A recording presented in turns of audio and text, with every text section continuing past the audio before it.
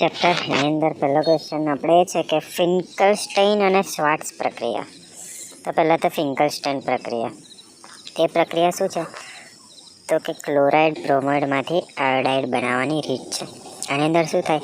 તો કે આલ્કલાઇલ ક્લોરાઇડ કાં તો બ્રોમાઇડના જે સંયોજનો હોય એમાં NaL સાથે પ્રક્રિયા કરવાની. બરાબર. તો એનાથી શું મળશે? આપણને આલ્કાઇલ આયોડાઇડ મળશે. બરાબર. આ પ્રક્રિયાને કહેવાય છે ફિન્કલસ્ટેઇન. આમાં ખાલી યાદ રાખવાનું કે આલ્કલાઇન ક્લોરાઇડ છે કાં તો બ્રોમાઇડ છે, એની NaL સાથેની પ્રક્રિયા કરવાથી આપણને આલ્કાઇલ આયોડાઇડ મળશે. બસ આને કહેવાય ફિન્કલસ્ટેઇન. બરાબર. આની આપણે પ્રક્રિયા લખી દેવાની કે પહેલાં તો આલ્કાઇલ ક્લોરાઇડ છે એટલે કે RX, એમાં NaL સાથેની પ્રક્રિયા કરીશું તો આપણને શું મળશે? RI મળશે અને NaX મળશે. આ X અહીંયા આગળ કરતો રહ્યો અને I એસિટોનનો I અહીંયા આગળ આવી ગયો. બરાબર. પછી છે શ્વાર્ટ્ઝ પ્રક્રિયા. શ્વાર્ટ્ઝ પ્રક્રિયામાં શું હશે? તો કે ક્લોરાઇડ કાં તો બ્રોમાઇડમાંથી ફ્લોરાઇડ આપણે બનાવવાનું છે. એનો મતલબ કે જે ધાતુના ફ્લોરાઇડના સંયોજનો છે જેમ કે AgF છે, AgF એક નામ આપણે યાદ રાખવાનું. બરાબર. કાં તો આગળ કામ લાગે તો નામ યાદ રાખવાનું. તો એની હાજરીમાં શું આલ્કાઇલ ક્લોરાઇડ કાં તો બ્રોમાઇડ, મતલબ કે આ બેમાંથી કોઈ પણ એકને ગરમ કરીશું તો આપણને મળશે ફ્લોરાઇડ. શું મળશે? ફ્લોરાઇડ. આને કહેવાય શ્વાર્ટ્ઝ પ્રક્રિયા. બરાબર. હવે એને સમીકરણ રીતે લખીશું તો પહેલાં તો જે બ્રોમાઇડ હશે, બ્રોમાઇડ એટલે કે H3C, આપણે H3 અને બ્રોમાઇડનું Br, એને આપણે AgF આમાંથી કોઈ પણ એક લીધું એટલે કે આપણે AgF લીધું. AgF સાથે પ્રક્રિયા કરીશું તો શું મળશે? ફ્લોરાઇડ મળશે. કયું ફ્લોરાઇડ? H3C. પહેલું એવું લખી દેવાનું ને F તો અહીંયા આગળ લઈ જવાનું તો આપણને F મળી ગયું, ફ્લોરાઇડ. પછી રહ્યું શું? તો આમાંથી રહ્યું શું? Ag. તો Ag લખી દીધું. આમાંથી રહ્યું શું? તો કે Br, તો Br લખી દીધું.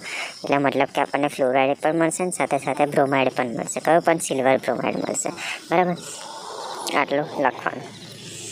હવે SN1 પ્રક્રિયાની ક્રિયાવિધિ છે એટલે કે એક આણ્વીય કેન્દ્રાનુરાગી. બરાબર છે. તો તૃતીયક બ્યુટાઇલ બ્રોમાઇડ અને હાઇડ્રોક્સાઇડ આયન વચ્ચે કયું બ્યુટાઇલ બ્રોમાઇડ અને હાઇડ્રોક્સાઇડ આયન એટલે કે OH, એની વચ્ચે SN1 પ્રક્રિયા થઈને શું બને છે? તૃતીયક, ત્રીજું બ્યુટાઇલ આલ્કોહોલ બને છે એટલે કે P, એની નિપજ બને છે. મતલબ કે આ CH3 તૃતીયક છે એટલે કે CH3, C બ્રોમાઇડ છે એટલે કે Br અને હાઇડ્રોક્સાઇડ આયન એટલે કે OH, એની સાથે પ્રક્રિયા થઈને શું મળે છે? આપણે આ CH333C એવું લખી દીધું, આ OH એવું લખી દીધું અને રહ્યું શું? Br. Br એ માઇનસ આપણને મળે છે. મતલબ કે અહીંયા આગળ આની અંદર એટલું યાદ રાખવાનું, Br પાછળ લઈ જવાનું, OH આગળ લઈ જવાનું. બરાબર. આવી રીતે આપણે અમુક સમીકરણો યાદ રાખવા પડે. SN1 પ્રક્રિયામાં SN1 પ્રક્રિયાઓ એ ધ્રુવીય પ્રોટીક દ્રાવકોમાં થાય છે. બરાબર. ધ્રુવીય પ્રોટીક દ્રાવકોમાં થાય છે. જેમ કે મતલબ કે ખાલી જેમાં પાણી છે, આલ્કોહોલ છે, એસિટિક એસિડ, મતલબ કે આ બધાની અંદર જ આ પ્રક્રિયા થાય છે. બરાબર. બહુ વધારે લખવાનું પણ જરૂર નહીં, 2 માર્ક્સમાં પૂછાય તો એટલું લખી દઈએ તો પણ ચાલે. આગળ પડતું તો જો C વિભાગમાં, D વિભાગમાં પૂછાય તો લખવું પડે કે એમાં 2 તબક્કા હોય છે, પહેલો તબક્કો અને બીજો તબક્કો. પહેલા તબક્કામાં શું થાય છે? તો કે ધ્રુવીય CBr બંધનું વિષમ ખંડન થઈને શું મળે છે? કાર્બોકેટાયન અને બ્રોમાઇડ આયન બને છે. વધારે માર્ક્સનું પૂછે તો જ આ સમીકરણ યાદ રાખવાનું, બાકી ચાલશે. બરાબર. પછી એની અંદર વધારે લખી દેવાનું કે આ તબક્કો ધીમો છે, પ્રતિવર્તી છે. ઓકે. બીજો તબક્કો, એમાં શું થશે? તો કે કાર્બોકેટાયનમાં OH જોડાઈને શું મળશે આપણને? તૃતીયક બ્યુટાઇલ આલ્કોહોલ બનશે. બરાબર છે. આવું યાદ રાખવાનું. પછી વોર્ટસ પ્રક્રિયા એટલે શું? તો કે આલ્કાઇલ હેલાઇડ સંયોજનોની શુષ્ક ઇથરમાં, મતલબ કે આ આલ્કાઇલ હેલાઇડ અને ઇથરની આ સોડિયમ ધાતુ સાથે પ્રક્રિયા થાય છે. આની અંદર ઇથરમાં, મતલબ કે આલ્કાઇલ હેલાઇડની સોડિયમ ધાતુ સાથે પ્રક્રિયા થાય છે, એમાં આપણે ઉમેરીશું ઇથર. બરાબર છે. તો એ જે પ્રક્રિયાથી આપણને શું મળશે? બમણો કાર્બન ધરાવતો હાઇડ્રોકાર્બન મળશે. મતલબ કે હાઇડ્રોકાર્બન મળશે પણ કેવો? 2 ગણો મળશે. બરાબર. તો એને કહેવાય વોલ્ટસ પ્રક્રિયા. બરાબર છે. હવે એને આપણે સમીકરણ રૂપે બતાવીશું. તો કે આલ્કાઇલ હેલાઇડ એટલે કે 2RX + 2Na એને આપણે પ્રક્રિયા કરીશું. પણ હામાં ઇથરમાં તો આપણને શું મળશે? RR અને 2NaX હાઇડ્રોકાર્બન NaX પણ કેવો? 2 ગણો. બરાબર છે. તો આ ધ્યાન રાખવાનું. એક્ઝામમાં પૂછાય તો લખતા આવડું છે. આ બધું કંઈ લખવાની જરૂર નથી. હવે ડીડીટીની બનાવટ છે. તો ડીડીટીની બનાવટમાં કેવું છે કે ક્લોરલ અને ક્લોરોબેન્ઝિનની સાંદ્ર સલ્ફ્યુરિક એસિડની હાજરીમાં પ્રક્રિયા કરીએ. મતલબ કે ક્લોરલ અને ક્લોરોબેન્ઝિનની કોની હાજરીમાં? સલ્ફ્યુરિક એસિડની હાજરીમાં. હવે ડીડીટીનું બંધારણ કેવી રીતે બનાવવાનું? તો સૌથી પહેલાં તો એક કાર્બન દોરી દેવાનું. બરાબર. એની જોડે બીજો કાર્બન, એની જોડે આવશે ક્લોરીન એટલે કે Cl. હવે જ્યારે પણ આપણે બંધારણ દોરીએ તો એની 4 બાજુ કમ્પ્લીટ હોવી જોઈએ વચ્ચેની. બરાબર. તો ક્લોરીન તો છેલ્લું છે એટલે એની આજુબાજુ નહીં, પણ આ કાર્બનની ઉપર નીચે પણ કંઈક હોવું છે, તેમાં આવી જશે ક્લોરીન. બરાબર. પછી આની ઉપર એક બંધ આવી જશે. આપણે આ પંચકોણ કેવો દોરીએ એવી રીતના દોરવાનું, અને ઉપર આની ઉપર પાછું આવશે ક્લોરીન અને એની નીચે આવશે H. પછી અહીંયા આગળ આવ્યું જે દોર્યું એ થોડું ઉડાઈ દેવાનું. બરાબર. અને અહીંયા આગળ પણ આવશે ક્લોરીન. બરાબર. આ ખાલી આમ થોડું યાદ રાખવાનું કે આવું હોય જ છે.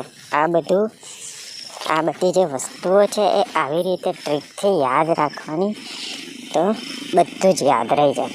ભલે અઘરા નામ છે, અઘરા સંયોજનો છે, અઘરા સમીકરણો છે, તો પણ આવી રીતે યાદ રહી જાય. બરાબર. તો ડીડીટીમાં જો માર્ક્સ પ્રમાણે લખવાનું. ઓકે. ડીડીટીની શોધ તો કે ક્લોરીનયુક્ત કાર્બનિક જંતુનાશક છે. બરાબર. એ 1873માં બનાવાયો હતો અને જંતુનાશક તરીકે અસરકારક છે તેવી શોધ ક્યારે થઈ? 1931. મતલબ કે 1873માં બનાવ્યો અને આ જંતુનાશક છે એવું ક્યારે ખબર પડી? 1931માં. કયા ઘડી? સ્વિટ્ઝરલેન્ડના કીકી ઔષધાલયમાં. બરાબર. કોને કરી હતી? પોલ મુલરે. MCQમાં કદાચ પૂછી શકે છે. પોલ મુલરે કરી હતી. બરાબર. ઓકે. એને આ કામ માટે નોબલ એવોર્ડ પણ આપ્યો હતો. બરાબર. એના ગુણધર્મ શું છે? તો કે આ સફેદ ઘન પદાર્થ છે, એમાંથી ક્લોરીનની વાસ આવે છે અને તેનાથી આંખો પણ બળે છે. મતલબ કે આપણને આંખોમાં પ્રોબ્લેમ થાય અને કેન્સર થવાની શક્યતા પણ છે. એનો ઉપયોગ જંતુનાશક તરીકે તો થાય જ છે, અને મેલેરિયા ફેલાવનારા જે મચ્છરો છે એનો નાશ કરવા માટે, મતલબ કે મચ્છરોને મારવા માટે. બરાબર. હવે જ્યારે આ દુનિયામાં 3ય વિશ્વયુદ્ધ થયું હતું અલગ અલગ દેશો વચ્ચે, ત્યારે આનો ઉપયોગ બહુ થયો હતો. બરાબર. એના નુકસાનો શું છે? તો કે અધિક ઉપયોગના કારણે 1940ના અંતમાં અનેક સમસ્યાઓ ઉત્પન્ન થઈ હતી. મતલબ કે બહુ બધી પ્રોબ્લેમો આવી હતી. બરાબર. આમાં બધું લખી દેવાનું. થિયરી જ છે, બધી વાંચી લેવાની, મળે એવી જ છે. બરાબર. પછી ક્લોરીન ઇલેક્ટ્રોન આકર્ષક સમૂહ છે, તેમ છતાં તે અનુરાગી વિસ્થાપન પ્રક્રિયામાં આર્થોપેરા નિર્દેશક છે. સમજાવો. હવે એરિનિન હેલોજિનેશન, નાઇટ્રેશન, સલ્ફોનેશન, ફ્રીડલક્રાફ્ટ, આ બધી જે પ્રક્રિયાઓ છે એ હેલોજનના ઓર્થોપેરામાં થાય છે. કયા ઘડી થાય છે? ઓર્થોપેરામાં. કારણ શું છે એનું? કે હેલોજન પરમાણુ એ ઓપી સ્થાન નિર્દેશક છે. કયું? ઓપી સ્થાન નિર્દેશક છે. એનું બંધારણ આવડે તો દોરવાનું, બાકી કંઈ નહીં, અઘરું છે, ચાલશે. તો કે આ બંધારણોમાં ઓર્થો અને પેરા સ્થાનોમાં ઋણભાર હોય છે. શું છે? ઋણભાર હોય છે. એના કારણે શું છે? ઇલેક્ટ્રોનની ઘનતા વધારે હોય છે. ઓકે. એના કારણે જે ઇલેક્ટ્રોન અનુરાગી જે પ્રક્રિયકો જે છે ને એ ઓર્થોપેરા સ્થાન ઉપર હુમલો કરે છે. ઓકે. તો -X એ નિર્દેશક છે. મતલબ કે -X એ ત્યાંથી દેખે છે કે શું થઈ રહ્યું છે. ઓકે.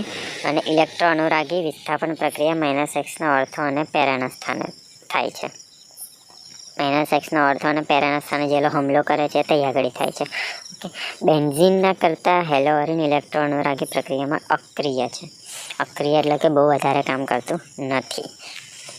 અને હેલોજન પરમાણુની પ્રેરક અસર ઇલેક્ટ્રોન આકર્ષક છે. મતલબ કે એનાથી શું એ છે ને ઇલેક્ટ્રોનને આકર્ષે છે. ચુંબક કેવું લોખંડને આકર્ષે, આમ પોતાની તરફ ખેંચે, એવી રીતે હેલોજન પરમાણુ ઇલેક્ટ્રોનને આકર્ષે છે. આ કારણથી ઇલેક્ટ્રોનને પોતાની તરફ આકર્ષે છે અને એના પરિણામે બેન્ઝીનની સરખામણીમાં હેલોબેન્ઝીન વલયમાં ઇલેક્ટ્રોનની માત્રાની ઘનતા ઓછી હોય છે. કેમ ઓછી હોય છે? કેમ કે બધું તો આકર્ષી લે છે, તો ત્યાં આગળ તો ઓછું છોવાની છે, બરાબર. તો એ કારણે બેન્ઝીન કરતાં ધીમી હોય છે આની વિસ્થાપન પ્રક્રિયા. ઓકે, હવે S2N પ્રક્રિયા. તો 1937માં ડેવી હ્યુસે અને સર ક્રિસ્ટોફર ઇનગોલ્ડે આની ક્રિયાવિધિ દર્શાવી હતી. એની લાક્ષણિકતાઓ શું છે? તો કે એની ગતિ, કે મતલબ કે સારી ગતિ વધારે હોય છે. પછી કેન્દ્ર અનુરાગી વિસ્થાપન પ્રક્રિયા હોય છે અહીંયા, મતલબ કે એકદમ સેન્ટરમાં ફોકસ કરીને આ કામ કરે છે. એક જ તબક્કામાં એલામાં SN1માં શું હતું? 2 તબક્કામાં પૂર્ણ થતી હતી, બરાબર. આમાં એક જ તબક્કામાં, એટલે કે એને શું કહેવાય? દ્વિઆણવીય પ્રક્રિયા. એક જ તબક્કામાં થાય છે, એટલે કે દ્વિઆણવીય. તો આ પ્રક્રિયાનો વેગ પ્રક્રિયા પામનાર CH3Cl અને કેન્દ્ર અનુરાગી OH તે બંનેની સાંદ્રતાની ઉપર આધાર રાખે છે. મતલબ કે આ પ્રક્રિયામાં જે CH3L જે છે એ OH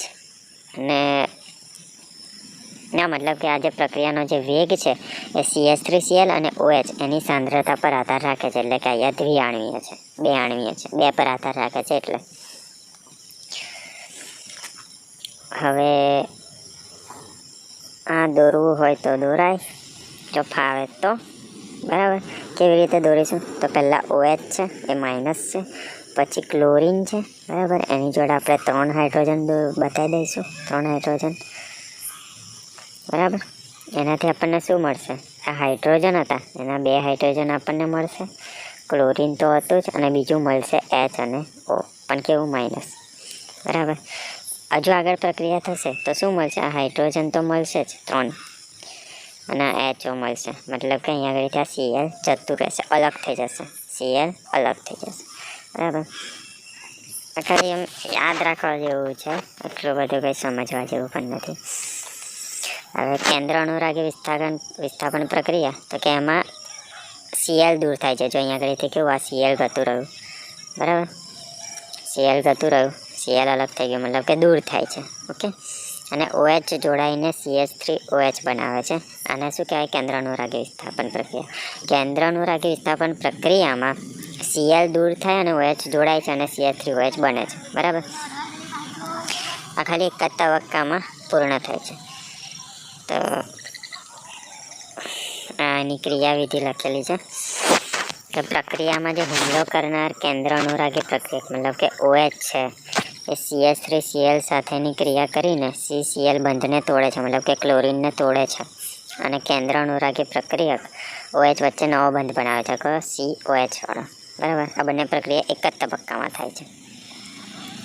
ઓકે, અને જેમ જેમ પ્રક્રિયા આગળ વધે છે તેમ OH અને કાર્બન પરમાણુ વચ્ચે OHનો બંધ પ્રબળ, એટલે કે વધુ મજબૂત બનતો જાય છે, બરાબર. અને જે ક્લોરીન સાથે તો બંધ છે નિર્બળ બનતો જાય છે, ને એના લીધે ક્લોરીન જતું રહેશે. ઓકે, પછી આ બેનો તફાવત છે કદાચ પૂછાઈ શકે છે, તો આ કરી લેવો. ઓકે, આ બીજા વિડીયોમાં સમજાવીશ. આયુ જે છે એ અલગથી મેં લખેલું છે સમીકરણ. હવે હેલો આલ્કેન સંયોજનની બીટા વિલોપન પ્રક્રિયાઓ. તો જ્યારે બીટા હાઇડ્રોજન ધરાવતા હેલો આલ્કેન પોટેશિયમ હાઇડ્રોક્સાઇડના આલ્કોહોલીય દ્રાવણ સાથે આપણે ગરમ કરીએ, મતલબ કે બીટા હાઇડ્રોજન ધરાવતા હેલો આલ્કેનને આલ્કોહોલીય દ્રાવણ સાથે આપણે ગરમ કરીએ ત્યારે બીટા કાર્બન ઉપરથી એક હાઇડ્રોજન પરમાણુ અને એક આલ્ફા કાર્બન પરમાણુ પરથી હેલોજન પરમાણુનું વિલોપન થાય છે, મતલબ કે જતા રહે છે, અને નિપજ કઈ મળે છે આપણને? આલ્કિન સંયોજન તથા બેઝ સાથે હાઇડ્રોજન, એટલે કે BH બને છે, બરાબર. તો આ પ્રક્રિયાને બીટા વિલોપન કહે છે, કાં તો ડિહાઇડ્રોજિલીકરણ કહે છે, બરાબર. મતલબ કે આ કાર્બન છે, હાઇડ્રોજન છે, બરાબર. આ બાજુ કાર્બન છે ને આ બાજુ X છે. X એટલે એક અલગ જાતનો સમૂહ છે, એની આપણે પ્રક્રિયા કરીશું આલ્કોહોલમાં. તો આપણને શું મળશે? Cના 2 બંધો મળશે, અને એક બીટા મળશે ને એક આલ્ફા મળશે, બરાબર. અને BH મળશે, મતલબ કે બેઝ મળશે, અને આ X વાળું મળશે. અલગ સમૂહ છે તો એ અલગ થઈ જશે, બરાબર. આગળ ઉદાહરણ પણ આપણે આપી શકીએ છીએ કે CH3CH2Cl હતું, એમાં આલ્કોહોલીય પ્રક્રિયા થશે ને KOH થશે, તો પહેલાં તો આ જે CH2 હતું આ H2C ને CH2 લખીએ તો પણ ચાલે. એ અને આ CH2 આ બેનો બંધ બનશે. CH2 નો બંધ બનશે અને અહીંયા આગળ ત્યાં K અને અહીંયા આગળ ત્યાં Cl. આ KCl અલગ થશે અને અહીંયા આગળથી એક H2 રહ્યું અને અહીંયા આગળથી O રહ્યો તો H2O એટલે કે પાણી અલગ પડશે. બરાબર છે. આવી રીતે બધું યાદ રાખવાનું. 1875માં રશિયન વૈજ્ઞાનિક જે છે એક કરતાં વધારે બીટા હાઇડ્રોજન ધરાવતા હેલો આલ્કેનમાંથી મુખ્ય આલ્કીન નિપજ કઈ બનશે તે નક્કી કરવા માટે અમુક નિયમો આપ્યા. એને કયો નિયમ આપ્યા કે બીટા વિલોપન પ્રક્રિયામાં મુખ્ય નિપજ તરીકે એવો આલ્કીન મળે કે જેમાં દ્વિબંધથી જોડાયેલા કાર્બનની સૌથી વધારે સંખ્યામાં આલ્કાઇલ સમૂહો જોડાયેલા હોય. મતલબ કે એને એવો નિયમ કર્યો કે એમાંથી જે પણ નિપજ મળશે એમાં 2 બંધથી જે જોડાયેલા કાર્બન હોય ને એમાં સૌથી વધારે આલ્કાઇલ સમૂહો જોવા મળે. બરાબર. આની અંદર ઉદાહરણ ના લખીએ તો આમ તો ચાલે. આટલું યાદ રાખવાનું. ઓકે.